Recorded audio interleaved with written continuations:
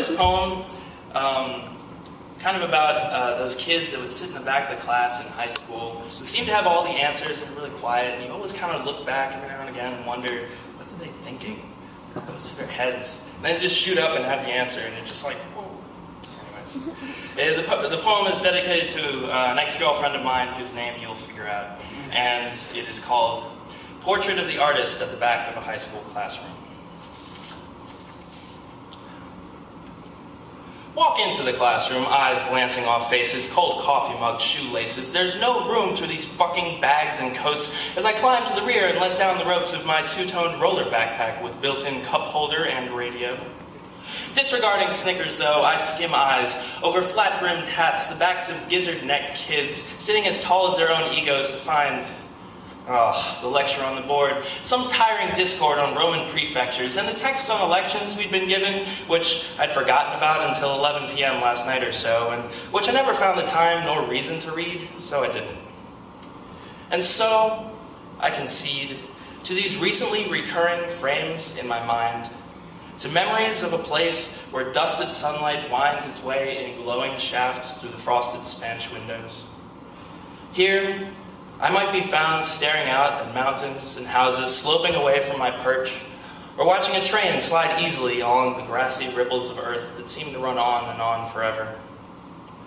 Days glowed green in a place where fishermen reeled in their final catches as we threw stones into fingers of surf, unraveling our words one by one.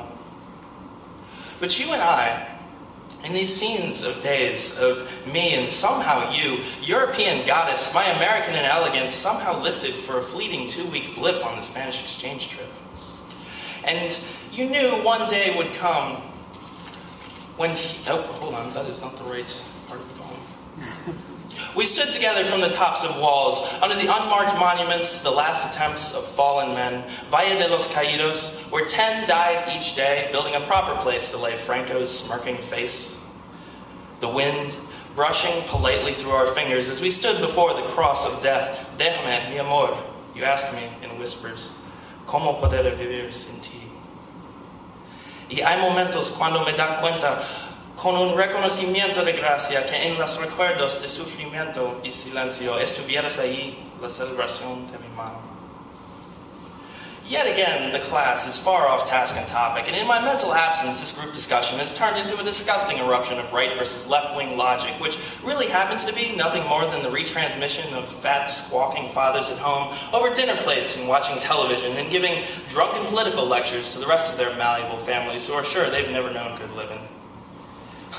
A digression I think I'll comfortably skip, as I try again to relive the heavy breaths and moving lips that brushed against my ears last year. The world was buzzing around our pink-hued column of existence, and you told me that in your dreams there's a man who sits alone and bears all sin, all pain, dust, foul emotions. He's been sputtering on the hills of beauty under the weight of terrible scenes of shouts and screams. And you knew one day would come when he upon those hills would lie his burden down an unmarked grave, and we'd both know what we'd then have to say. And I'm pausing in my mental trip to once again reflect on this and what exactly you meant in saying it, when a certain comment catches my attention, a girl who is boisterously asserting to the rest of us that politics is just a restless curse. Really, no one can stand up against the endless lust that is inherent in all of us, and this, she concludes, is why we should all read Nietzsche. It's Lauren, ex-girlfriend who dumped me last June because we were going too fast, she'd said, or I'd tried too much too soon, or some other excuse that sufficed for about 2 weeks until she started seeing Andrew. And until now, I've resisted the urge, but that's it. Enough of the slow withering spinning through this conversation and that last comment being too good to miss. Suddenly, the teacher looks back and sees one lonely hand growing from the rear that appears to be mine, loaded with what it seems are things I've been wanting to say for much of this past year, and the irritated attitude of one who's been rudely snapped out of the Spanish era. The question being who we are, I say, since this is all I can attain from a group still buzzing with disappointingly vague inquiries into the actual works and contents of Nietzsche. To me, It seems we are merely images of the world if God's palette were beige, artfully painted in some factory somewhere. We are the ones trying to outlast the trickle of minutes and seconds, the sentiments that spring from our own suffering, and throw our stomachs to our diaphragms as we drive drunk over speed bumps at 50 miles per hour. And with each passing day, we continue to warp the human anatomy, human catastrophe, utter blasphemy. Want to feel good? We know a better way. We are the quiet boy who takes his time changing in the school locker room to let his eyes soak through the bodies of the others, afraid to tell his father and mother, afraid of what God might think of his condition. And we are the girl with too wide hips and pointed breasts who curses her religion and her parents who made her look like this. And we've been known to stand and watch the same old kids paint the mops and hallways red with blood that drips from their noses and eyes. And we turn and we go back inside, but we're still a part of all that we have seen and been, and a part of all we'd like to change. And we know this because we waited, but things are still the same. Everyone's just staring now.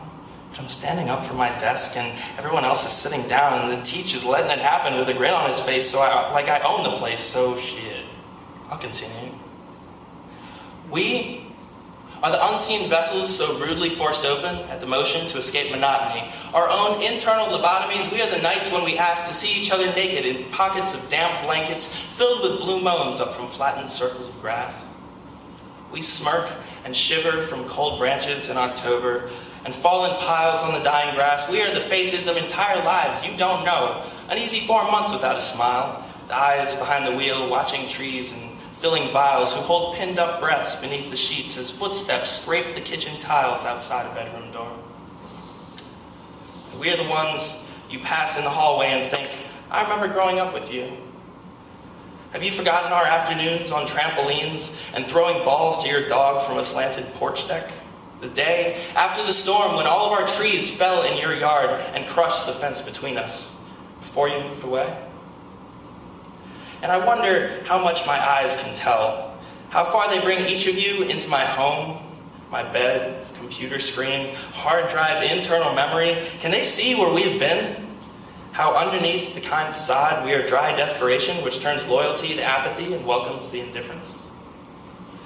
Because if you want to admit it to all of us, Lauren, that you operate solely on a basis of dry lust and fornication, then you are at least one I think I'll continue to avoid.